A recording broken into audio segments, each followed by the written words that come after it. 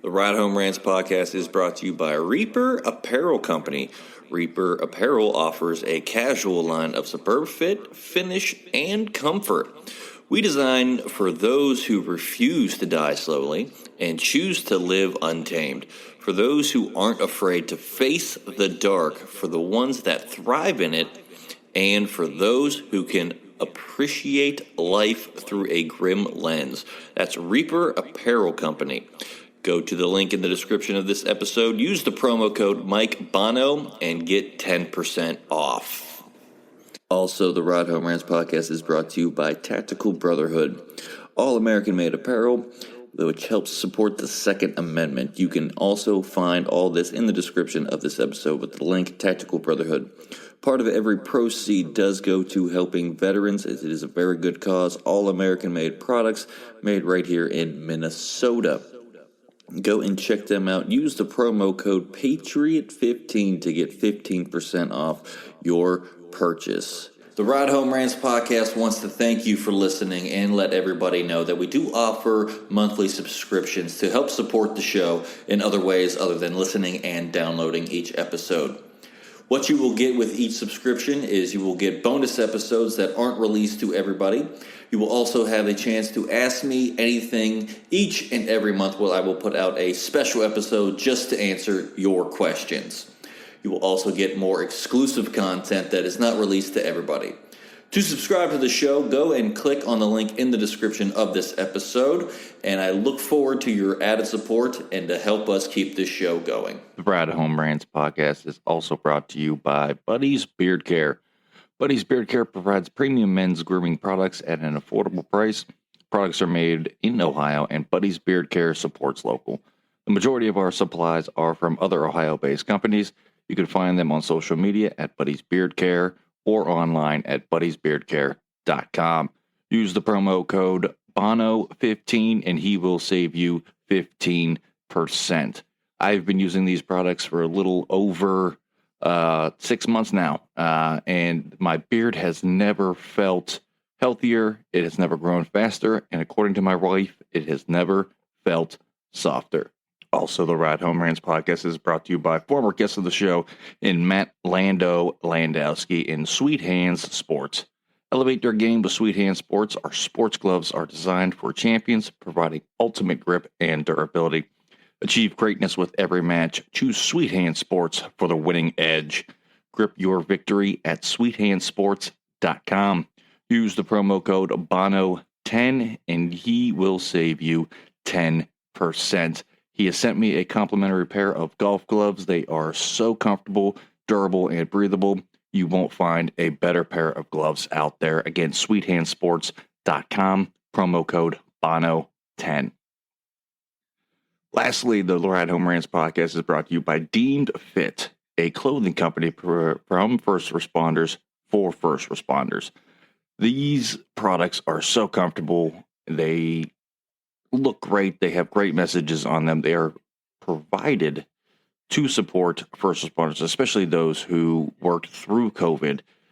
All of the proceeds are going to helping veterans and first responders with their mental and physical health. This is a great cause. I support anything that has to do with our first responders and our veterans.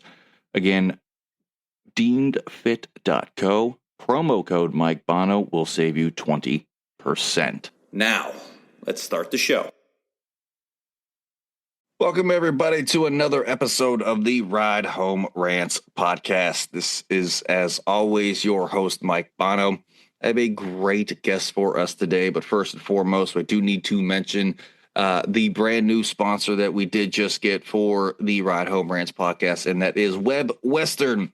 Western apparel made for the man who likes to, a woman who likes to work on the land, who isn't afraid to get their hands dirty and has a no BS attitude. I am wearing their new Western Arrow hat. The arrow reminds you to be a straight shooter. So if you like to work on the land, hunting, fishing, or even golfing, they did just get into the golf scene too as well. This is for you. Go to webwestern.com, use the promo code Mike Bono, and save yourself 10%. Once again, Web Western, no BS company, not afraid of hard work. Promo code Mike Bono, save yourself 10%. But my guest today comes to us from Cleveland, Ohio. She works at the Weatherhead School of Management at Case Western Reserves University, and that is Stephanie Nunley joins the show. Stephanie, thank you for joining. Hey, how's it going? Happy to be here. It's going. I know we've had to reschedule this once or twice because the wonderful COVID still rears its head for me. I am still recovering from that, so I'm glad we were able to get this put together for you and get you on the show. We're excited to have you here. Definitely happy to be here, and I just want to say you look great, sound great, and looks like you're recovering well. And the hat is awesome. I love the arrow. So thank you. Call out to the hat. Absolutely. We appreciate it. We're happy to have them on here with the show and to be a part of this for us too. But, not only with working at Case, you're quite the traveler for both work and, leisure. So tell us a little bit of some of the places that you've traveled to during your time with work and even just any personal travel. Oh, gosh. Yeah. So I love to travel. Like that's one of the things is to see more of this world. I think that we should all travel if we can, even if it's just around the corner. But this last year, specifically for work, I got to go to India, which is actually pretty cool. Was in India for 10 days, visited 5 cities. But I've also traveled this year to Ireland. We went to, me and a friend of mine, it was so nice. Went to Ireland, Scotland, and then London too. So we hit London. So all 3 cities. We stopped in Edinburgh, and then we also went to Dublin. So kind of a island tour, if you will. It was really cool. But most of the time for work, I'm traveling usually to like Chicago or New York, Atlanta, like places here more locally, East Coast primarily. But sometimes I do get to go to cool places like India or I think earlier in the year, at the very beginning, I went to Mexico and Peru for work, which was really cool. I got to use some of my Spanish skills, some of my, that ridiculous degree in Spanish and ethnic studies that I have came in handy. Like all these years later, who knew that I would actually be using that, but definitely came in handy. But I love to travel everywhere. I've been to Spain. I've been to most of the islands in the Caribbean. One of my favorite trips over the past 5 years, probably now, was to Alaska. I think Alaska is awesome. Yeah, we went to 3 cities in Alaska. We went to Anchorage, and then we went to Fairbanks, which is really cool. And then we drove up to Barrow, which if you haven't, do you know about Barrow, Alaska? I've heard it. My wife and I have always said we wanted to visit Alaska. That's one of the places on our bucket list of places to visit is Alaska. So we've looked up a lot. Plus, we're I don't want to say we're weirdos, but we're weirdos. We like all the paranormal stuff. So we watch about like the Alaskan Triangle and stuff that like happens there. So I believe that was one of the places that was in that Alaskan Triangle that we've seen. So yeah, I've definitely heard of it, but. Oh yeah, yeah. Alaska is awesome. And paranormal stuff is so cool. We have to talk about that. Oh, we'll definitely talk about that. Right, definitely. No, yeah. Barrow, Alaska is the northernmost, like I guess they want to call it a city, but it's more of like a little town. And there's nothing there. There's just like the northernmost city in the US. There's like a little, I don't want to say a village, but there's like natives who live there. We got to see polar bears. Like it was insane. That's awesome. It's completely permafrosted over. Like nothing can grow up there. The time that we wound up going, which if you're thinking about going ever bucket list, I would say there's 2 times of the year, but I've always gone during the solstice, so summer solstice. Okay. So you get 24 hours of daylight. So it's kind of trippy. Like that would mess me up a lot. Like it messes me up when we have daylight savings when it gets darker earlier or stays lighter later. Like it just, I'm a very routine person and it just screws my whole routine up. But yeah, 24 hours of light would absolutely mess with me. 24 hours of light. And seriously, the sun never sets. You have to have blackout curtains for everything, to sleep and everything. But it's super cool because you get to see like one of the last places that I think in the US, or a few places that is like really untouched. They call it the last frontier. Because there's like so much land out there. We got to like go to Denali National Park, and there's hiking, but there's also bears everywhere. So there's this like sense of like threat and like scaredness. Really, really cool. I think Alaska is probably one of my favorite trips that I've had, and so strange because it's like not international. It's just like here in the U.S. But there's like millions of gems here in the U.S. that, you know, being a world traveler, you like forget to even go to being a U.S. citizen. Yeah.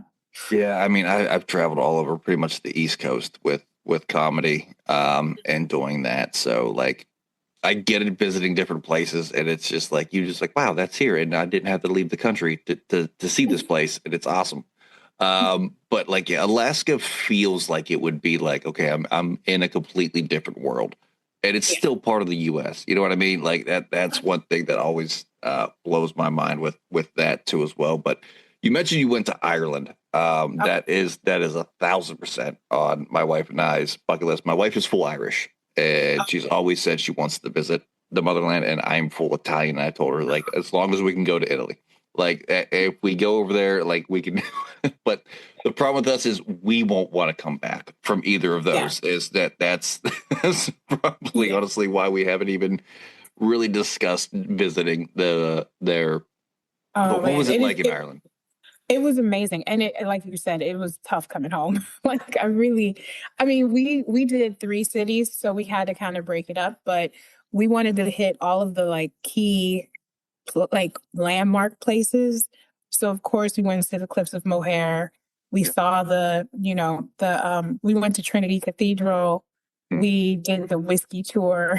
So of course we had to drink the whiskey. Absolutely. Right. We went to Jameson's. We also went to go see, what did we see? It was the Giant's Causeway. Have you heard about this? Yes, I have. Yep. Yeah. So we went to go see the Giant's Causeway, had a million people telling us the story about it.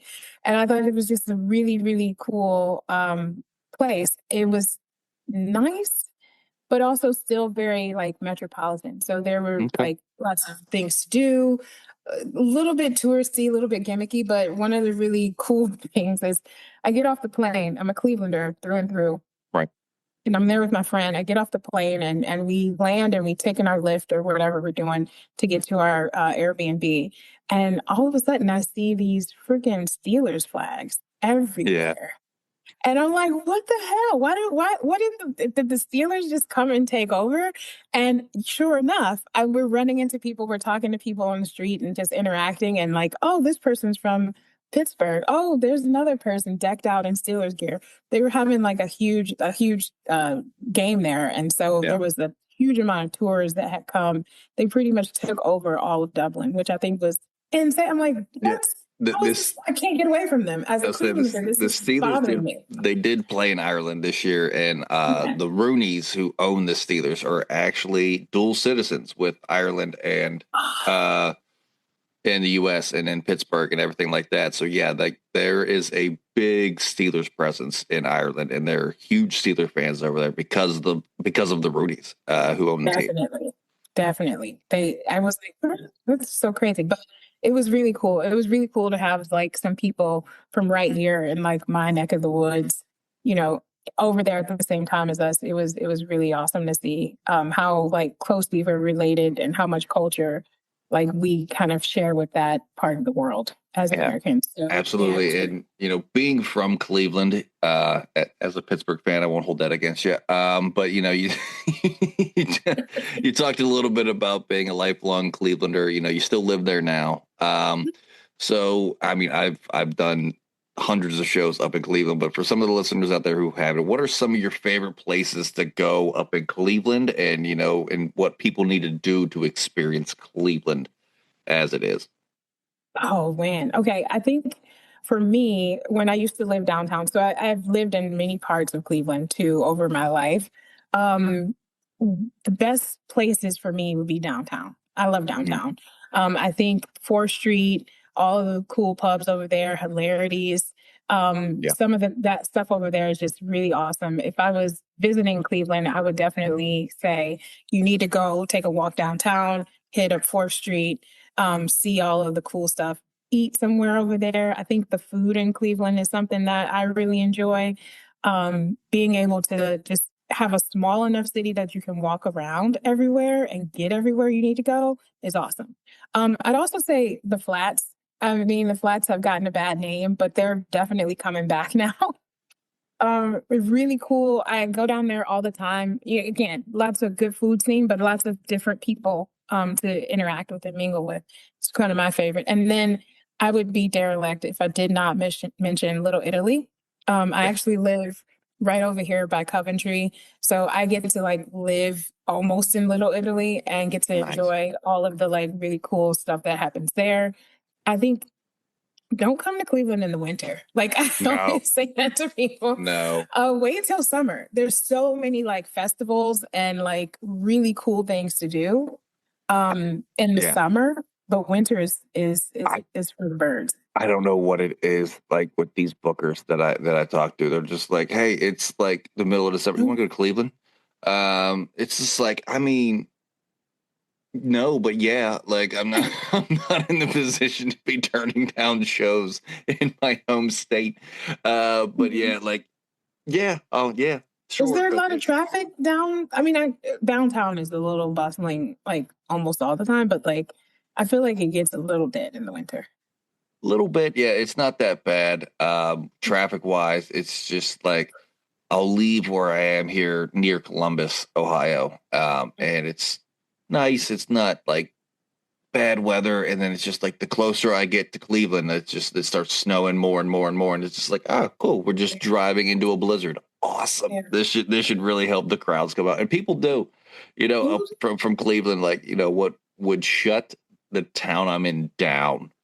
The amount of snow, they're just like, yeah, it's cool. We're still out. Everything's still open. There's no levels like of emergencies. Like, there's a foot of snow on the ground. Deal with it. You know what I mean? So, but it's always been fun. Doing shows in Cleveland and being up that way when I can, and obviously visiting Johnny when I can, who's up that way. Yeah. Well, see, he's even worse. He's over in Minner, so he's over in the snow belt. I mean, city in Cleveland is okay. But like out there, they're getting feet of snow. Like that's crazy. Yeah, absolutely. I tell him, he's just like, man, you gotta move up this way. I was like, I don't think I do. Nothing against Cleveland. I just couldn't live there. I just couldn't. I like snow. I want snow 2 days a year, and that's Christmas Eve and Christmas Day. And after that, it can go away. And we didn't get that here this year. Obviously, it was like almost 70 degrees this year for Christmas, which is insane to think about for me. It was crazy. Did you get snow today? Yeah, we've had snow here the past couple of days, but it's been so windy, like nothing's really sticking, really. But yeah, compared to what they're calling for the rest of the night here tonight and to tomorrow into New Year's Eve, which is when we're recording this. By the time it airs, it'll be well past that. But we're not looking forward to what they're calling for our New Year's Eve. They're seeing like Snowmageddon, Snowpocalypse or something. Like they're talking crazy. So I'm hoping it won't be that. In college, I dealt with a Snowmageddon when I was in West Virginia. Where I was originally born and raised, it was kind of in that snow belt, but like 1.5 feet of snow fell in like an hour. Like power went out, like everything, and like administrators were coming around and being like, all right, anybody who can go home needs to go home. And they looked at me, they're like, you live like 20 minutes away, right? I'm like, yeah. They're like, go home. I was like, I can't. Like, what do you mean you can't? I was like, I physically can't. They're like, why? I was like, you see that truck that's halfway out of a spot?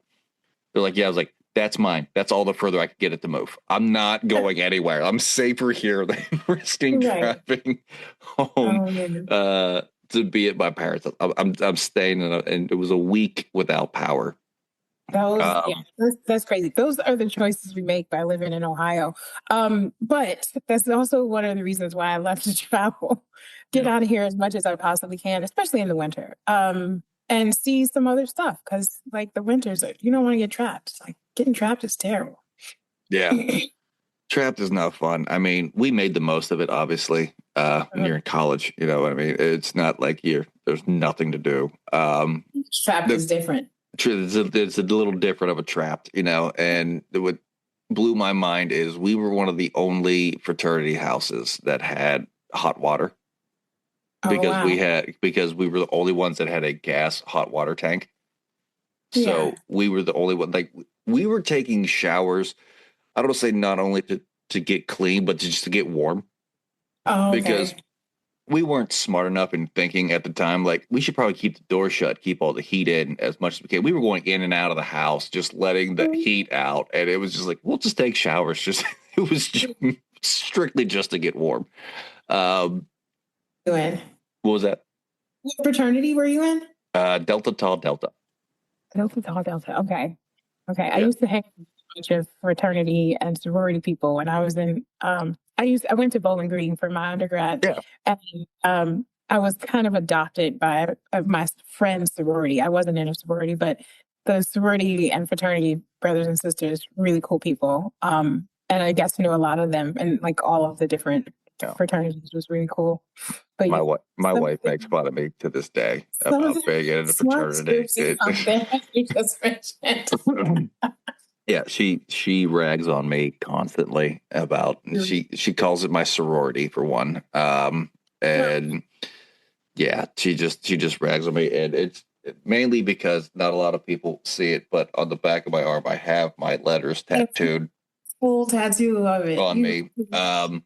And she was like, "So they branded you?" Like, no, like it's not like what you see. Like that's not what happens. And it's just fun banter back and forth. But you mentioned you went to Bowling Green. Obviously with that, what you said there with having that, you were also a part of the flag line in the band. You know, what was that experience like for for a Division I band? You know, we've talked to a lot of Division III people that have done stuff like that. What was Division I like?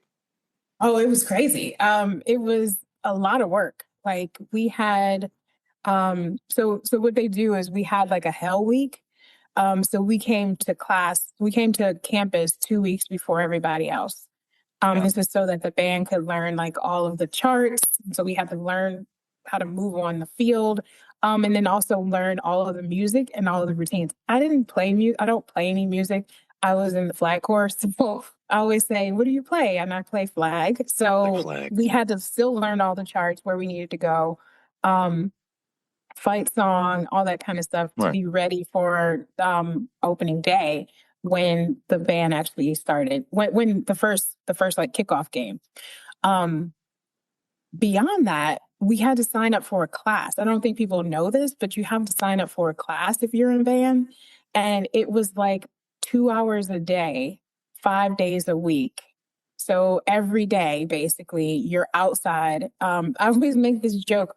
We started in August, so we had Hell Week in August, and I get there, and it's 200 people on this open field out in Bowling Green, which is just a big cornfield anyway. Yeah. And we're literally out there, and it's August in Ohio, so the hottest month of the year. It's like 90 degrees on a good day, every day. And I'm just watching everyone around me. Most of the people in the band look more like you. And, you know, I'm brown, so I get like the melanin boost. And so I'm sitting there watching all of my like colleagues, and they're like, okay, day 2, everybody's beet red, everybody's sunburnt, everybody's falling out. And I'm just like, ha, ha, ha, it's not me. Ha, ha, ha. Oh no, by day 4, I was just as bad as them, face looking like shoe leather. It was insane. But we are on the flag corps, so we don't spend most of the time indoors like the rest of the band. They're like inside learning the sheet music and this, that, and the third. We're just outside twirling flags all day and tossing them in the air. So we're like just completely burnt up. By the time we had the first game, everybody was just like, so so like, don't touch me, don't touch me. It's gonna hurt so bad. But it was fun. It was great. When you're in a big group of people like that, like 200 plus people, you get to know a lot of the people who are with you. You're like in the same boat. You kind of feel that camaraderie of being on a team, like you're one piece of a whole, and you kind of feel that sort of collectivism. I think is Yeah. what they call it, and it was awesome. It was really cool. Some of my friends to this day I was in band with, and it was just like that's such a cool thing to have that last forever. And then for Division One, we traveled with the team. So sometimes, like we would travel with the team, and then we would also we had to learn new halftime shows like for every other game. So we would literally spend those 2 hours each day learning a new show and be ready to do it live. Mhm. And the first year I was there, I was in the band for 2 years. The first year I was there, we actually made it to the Motor City Bowl. I say we did, but the You're football right. team did. But and so we wound up getting to do the Motor City Bowl, which was also a cool experience because Yeah. we went up to Detroit, got to play on like a really big stadium, which was also pretty cool. And being that I was at Bowling Green, we had this little tiny stadium. When we played bigger schools like Ohio State, they were supposed to come to us. We actually got to play when the First Energy Fieldhouse, or when the stadium here was first opened. We actually got to play Ohio State here. So that was one of the really cool things is I got to tour my flag on at the Cleveland Brown Stadium when we were cool. playing like in an actual game, which was kind of awesome. So yeah, I loved being in the band. I still have a flag. I tell people that too, even though that was like so many years ago. It's something that I didn't know when I picked up a flag and I was in high school that I was actually good at something like that. Like, Right. who knows that? Like, who's just walking around twirling flags? But yeah, it was really cool. And I had a great time doing it. It was tough though, because it was a lot of work. Yeah. I mean, people give them a lot of flack for, oh, you're just in the band, and like, yeah, you're just this, I mean, I played football through high school. I swam from the time I was 8 all the way through my sophomore year of college. So, I get it to that aspect. It is like another sport that people just don't really give it the credit it deserves. I do get, like you said, you had your Hell Week for yours. Unfortunately, my sport is in the winter. So we had what we called J term, and it was January. So right after Christmas, nobody's in shape anymore after Christmas break, especially me. I come from a very large Italian family where food is number one. And when you were a freshman, you had to take a class, but all the winter sport athletes had to be back on campus for the entire month, where there was no classes unless you were actually taking a January term class. And it was every day. We were up 6 a.m. We were in the water swimming, and then we'd swim for about an hour and a half and then have enough time to shower, eat something real quick, then to class by 8 o'clock till about 9, and then had a little bit of a lull for lunch, and then we were back in the weight room at 12, and then back in the water again by like 1:30 till like 3. All day in All day. It's in chlorine. And just the first couple of days, like people were just like I was huffing and puffing, like I'd never worked out or swam a day in my life. And they're like, "What's wrong with you?" I was like, "Coach, I'm a paisan. Like, do you know how much food I ingested in the 2 weeks that we were off school with just my family just shoveling food for the holidays in my face?" I was like, "I'm surprised I'm not 400 pounds. Like, there's no chance I can do anything right now." And like so I get that with having that camaraderie, and it really brings you together. There's still guys from the team that I keep in contact with, and it's been, oh boy, I don't even want to think about how many years since I swam back in the early 2000s. Right. No, you see, I completely glossed over how many years it's been for me too. But yeah, it's time passes, and those things are things that sort of shaped you as a person then, and they shape you as a person who you are now. So I think that's something you carry with you for the rest of life, like those experiences. It's funny because every 4 years, my wife is just in awe. Like I watch the Olympics and I watch the swimming portion like I'm watching the Super Bowl, and like I cheer like I'm like I'm watching a football game or hockey or anything else. And she's just like, what? How? I was like, I did it from the time I was 8 through 20 until I was 20 when I hurt my shoulder and I couldn't swim anymore. That's the only reason I stopped. And so yeah, I get it. So seeing that, like, do you get that watching games or like halftime shows if you get to see it? Like, oh, hey, I used to do that. That's pretty cool. Oh yeah, like I actually do go to homecoming at Bowling Green every now and then. Didn't go last year, but like every couple of years I'll go. And they sometimes have like the alumni. There's an alumni band.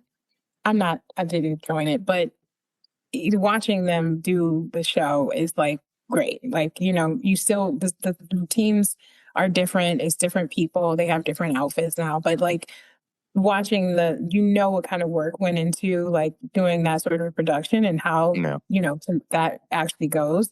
So you do get this like little sense of nostalgia. And you just it's always, like I said, it's something you could keep with you forever. But being in the stands, being in the crowd, watching other people do it, it still really moves me. It really makes me feel accomplished. It makes me feel proud of the stuff that I got to do. And, it's like anything in life, you're passing the baton on to the next, or you're just watching someone who's doing it really, really well, who's doing it better than you. And I was just like, wow. do you critique them? Like if you notice something, like, Yes. you shouldn't have did that. Like Definitely. And with like flag corps, you have to be in sync. So, the girl, she's like a millisecond off. Her flag is not flying the same as the other people. Or, oh no, that tuba almost tripped. Like, like it's just all these little weird things that you notice about it. And so, yeah, you notice all the little nuances and things like that. I noticed like breathing techniques with swimmers and watching like how they're breathing. And my wife's like, they just need air. Like, no, they don't. Like, trust me, they don't. Like, I was like, when I was in season, I could hold my breath for 3 minutes. Like, underwater, I could be underwater for 3 minutes and I'd be fine. Like he's looking at who's next to him, as he knows he's ahead of him, and he's looking at him how much further he needs to get to. Like, stop it, just breathe normally. Like, just and she's just like, why do you get so invested? I was like, I don't know, I'm a sports fan, 1, and 2, I did it for over a decade, and it's just like, oh, you missed that turn. Like you like it's just weird things. And she's like, how do you see that? Yeah. Like, it's just, I don't know, but it happens. It's just like with anybody and anything, you know what I mean? Like that's done it forever. Like we mentioned it earlier, talking about them being into paranormal stuff. And like when we watch the shows, like I've watched them so much that like I can hear things, and I was like, I'm just not going to bring that up. Okay, cool. And like, so it's weird, the things you gravitate to and hang on to. Yeah, it is. But so like with the paranormal stuff, have you gone out and done like no, but I have a friend of mine who actually was a boss of mine at one point in time, but him and his wife are real big into paranormal. They go to the Ohio Reformatory all the time, and they investigate there, and they keep like, you guys have to come out. I was like, can you just like not ask us around the holidays? Like I just like the busy time of year for my wife and I, like we want to go, and they ask us like every week, like, you have to come out. And I was like, trust us, we absolutely want to do this, but 1, we just don't have the time right now, and 2, I don't know if we'll make it the entire night, because there's certain times like when we see stuff on, just watching on TV is like, Yeah, I'm not sleeping tonight. That one's gonna haunt me for a while now. That one's gonna be Right. it's in my nightmares now. So being there live, I mean, it's a different experience. I have done. I wouldn't call it a paranormal investigation, but the Moundsville Penitentiary in West Virginia, um, Okay. very haunted location, shut down. But they have tours there where you can go in through the day. But they also, if you pay extra, there's a night tour where they basically Okay. lock you in the prison overnight. Oh, And that's scary. I made it halfway through the night, and I was like, they told you like, okay, you can do as much as you want and as much as you physically can, but there will be a Mhm. guard right outside the door. Like if you want Right. out, come beat on the door, tell them I'm done, I'm out, I can't do this anymore, and they will let you out. I'm I was sorry. like, What did you hear? What did you hear? there was just so much. And like I've heard voices. I was with just a buddy of mine, and I remember turning around at one point in time, and like, dude, don't be pulling on me. And he was completely across the other side of Oh, the no. room that we were in. And I was like, so that Yes. wasn't you. Okay, cool. Mhm. That's creepy. And like during the tour, even during the day, like they put you into like the cells, Yeah. into prisoner cells, and they'll shut the doors just to kind of get a feel, like to get you the feel of like, okay, this is what these inmates went through. And this is what basically they looked at. And like as soon as the door shut, like I was just like, it felt like somebody was like right behind me, like standing by my ear, and just Oh, wow. you could I was like, can we It's like breathing. and that was in the daytime that stuff was Okay. happening. And like but That's at so night creepy. it's a completely different like I used to make fun of the shows all the time. Like, what do you mean it's a different feel? Like, how does a room have a feel? And then, yeah, I went into Moundsville in the day, and it is a different vibe in there. And then I went in there at night, and I was like, yeah, I don't like this at all. I feel like there's just a million people in here, and it's me and my buddy, and that's it. So, like, I get it now, but like, yeah, we didn't really like go to investigate. We just kind of wanted to see if we could last all night. Yeah, not a Oh, chance. It was like halfway yeah. through the night. I was like, yep, done. Let's open the store or it's coming off the hinges because I'm getting out of here one way or the other. Out of So here. yeah, like Oh, to go and actually be looking for it and wanting it to happen, I mhm. don't know how long I'd last. Yeah. I haven't done anything like looking for it either. And it's just, yeah, it would, I think it would freak me out, same as you, a little bit. If something like really did pop off, I would be like, oh crap, I gotta leave. Yeah, I couldn't do a whole night somewhere trapped. yeah, No, not at all. yeah. But yeah. I don't know how like some of these shows is like, yeah, they're padlocking us in for the night and we can't get out till they come and let us. Like, no, So I don't creepy. like So that. creepy. Mm-mm. I don't like that at all. That's I need my freedom. I need to absolutely. be, I need to be able to quickly. Sorry. Yeah, I need a quick exit. I need to Yeah. know where it is at all times too. So There's yeah. no way. No Um, way. yeah, getting back to it here though, I want to talk about this because we've had other people from Case on, but you're at the Weatherhead School of Management at Case Western University. So what exactly does that position? What do you do there? Okay, so I am okay. My title is Senior Director of Admissions and Recruitment Strategy. What do I do? Everything that's related to that. Um, basically, my job is really to think about where we recruit students, how we recruit students, and then actually go out and do those things, right? Okay. So I build on the strategy, and we have a very small team now, but ideally we would be, I would manage a recruitment team, and they would be going out to recruit in those areas.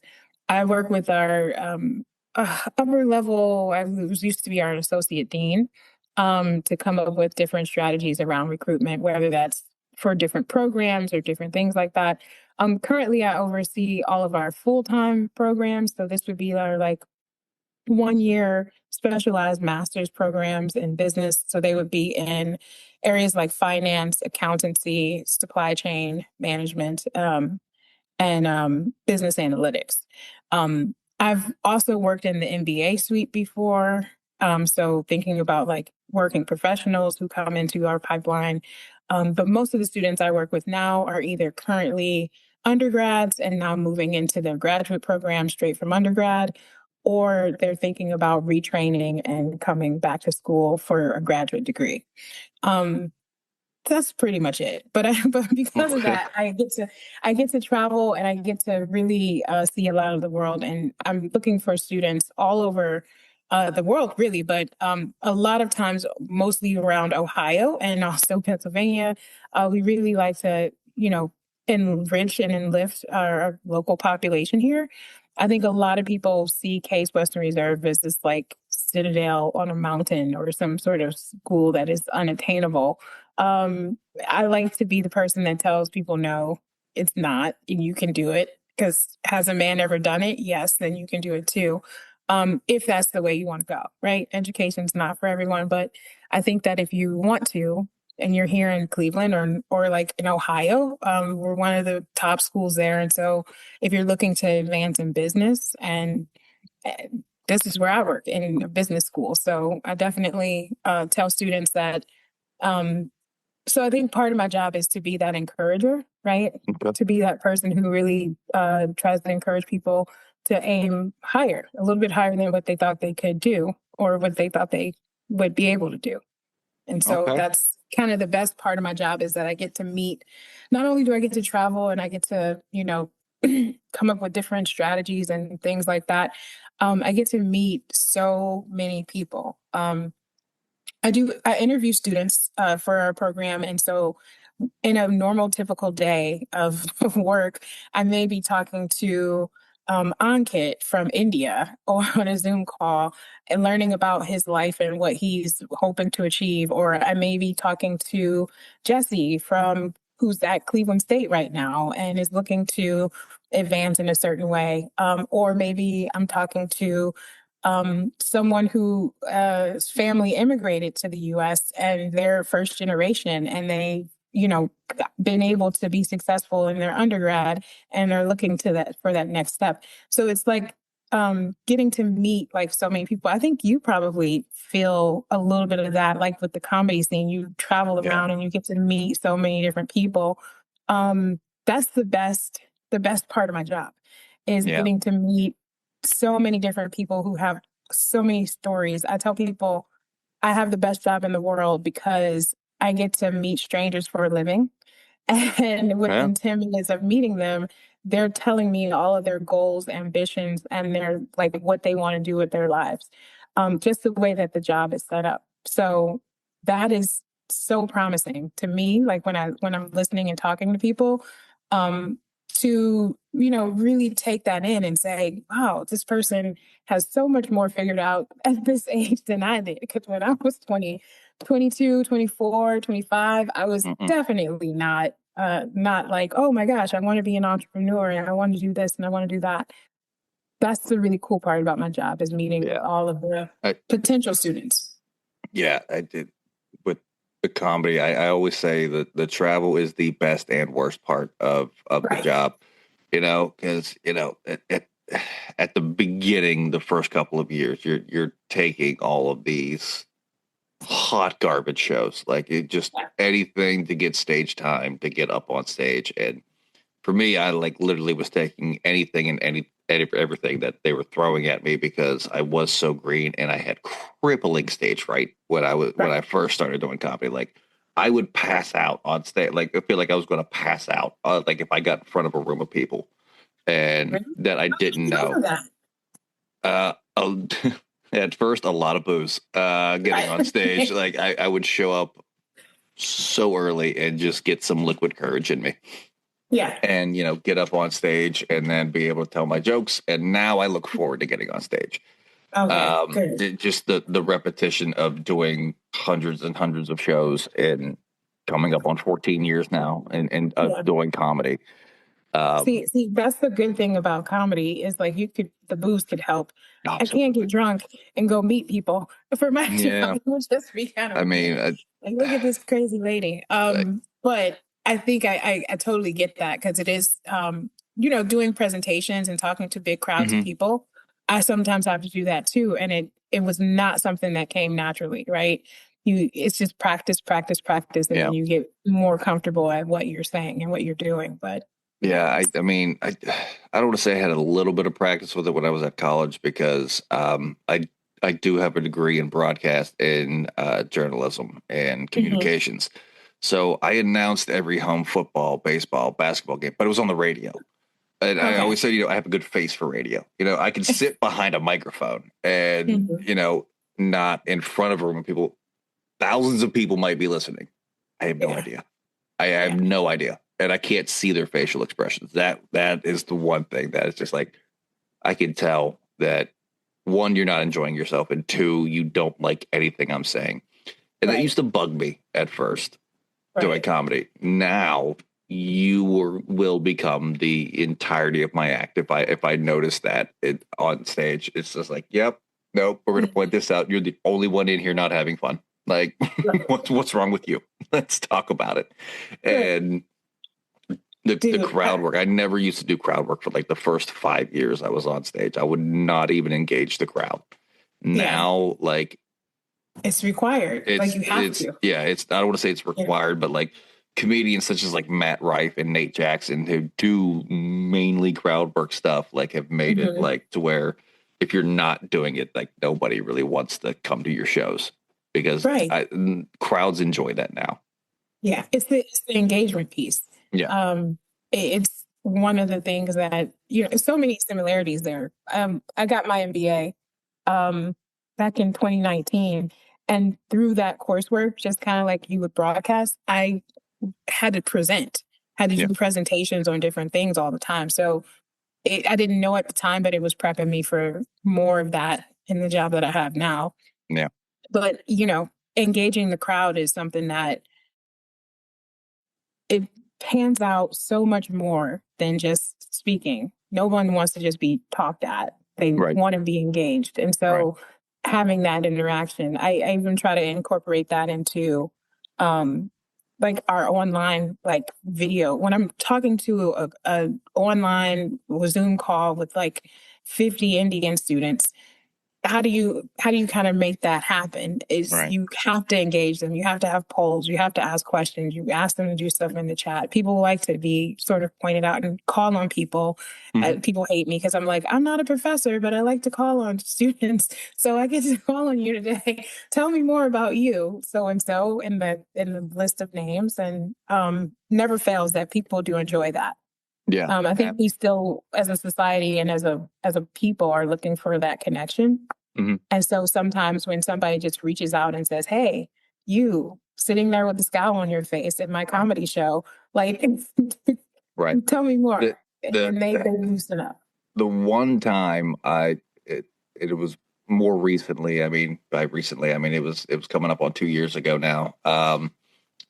Worked with a company in Columbus, when they were putting together prison shows. So I actually got to go to North Central Correctional and perform for 400 inmates, and Right? that's a nerve wracking crowd work experience, uh, Yeah. but so fun. One of the most rewarding shows, and having all of them come up to us, all the comedians that were there, and being like, well, we just got 6 more months of peace in here because you guys made us laugh for 2 hours.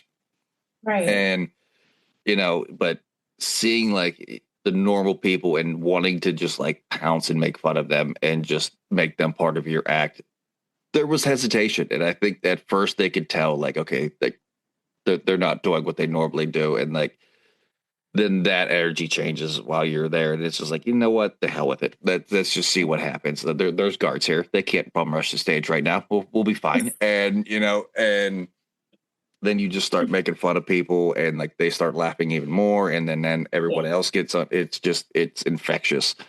Yeah.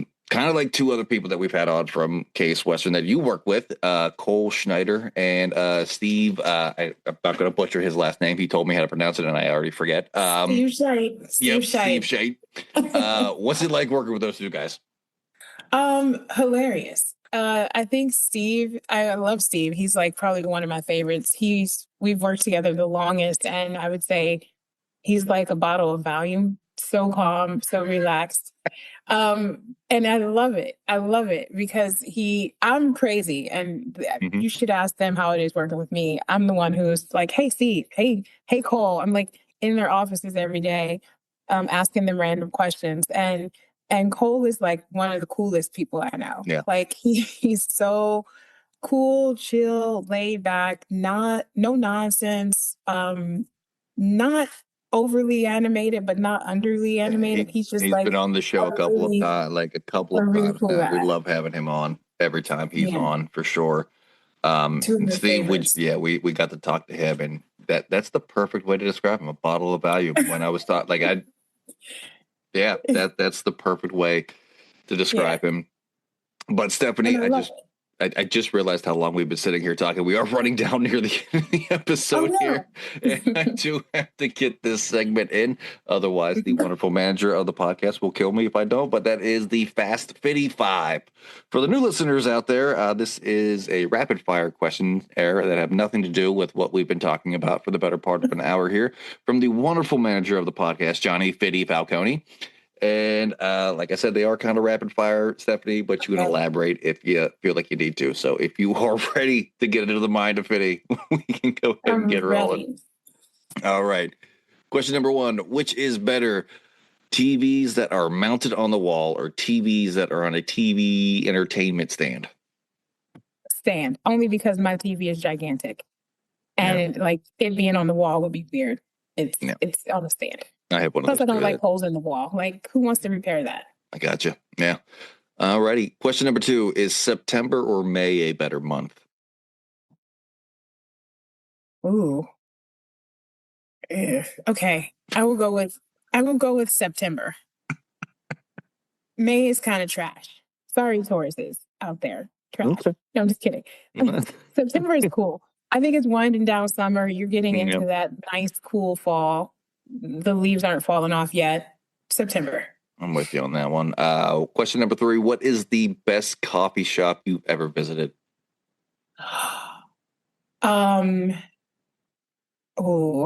So it would be in Italy, unfortunately. When I went to Italy, I'm sorry, I would have never been. But yeah, there was a little.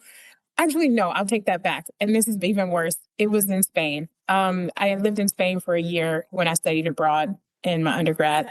And I used to go to this little coffee shop called, what was it called? Cafe something or other. But it was so quaint and cool. I don't even think I ever drank coffee there, but it was just really nice. Gotcha. Yeah. Question number 4, one word to describe Cool Ranch Doritos is? Fabulous. Yeah, that's a great one. Fabulous. Yeah. They're like the best thing. Okay. Cheat code. If you have tuna salad and Cool Ranch Doritos, skip the crackers. Cool Ranch Doritos and tuna salad are the best thing ever. All Just right. saying. New life hack unlocked there. Last but not least, question number 5, is tic-tac-toe an overrated or underrated game? Totally overrated. Overrated, huh? Totally.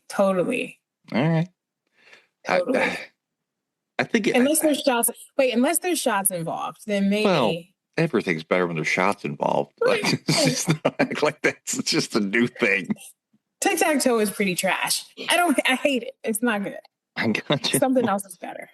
Checkers. Well, I need more pieces. Well, that was the Fast Freddy 5, and I feel like he took it a little easy on you, Stephanie, with those ones there. But like I said, we're running down near the end of the episode. Give every guest this opportunity at the end of the episode. If there's anything you want to get out there, whether it's for case, anything you have going on with your personal life, or even if it's just a good message that you want to get out there, I'm going to give you about a minute, and the floor is yours. Sweet. So only thing I have to say is get out, do more, travel more if you can. That's my advice to the world. See the world, meet new people. I literally just met Mike today, and it's awesome and amazing to have this great conversation. As far as school, if you want to go to school, definitely check out Case Western Reserve for business graduate programs if you're into that. No pressure though, because you can do anything that you put your mind to. You only get one life, and I think you all should live it to the fullest. And you should try something new every year. That's what I say. At least one new thing every year you should add to your docket. whether that's a skill, whether that's jumping off of a cliff, whether that's traveling to a new country. Do all the things. Life is short, and so you should live it up while you can. Absolutely.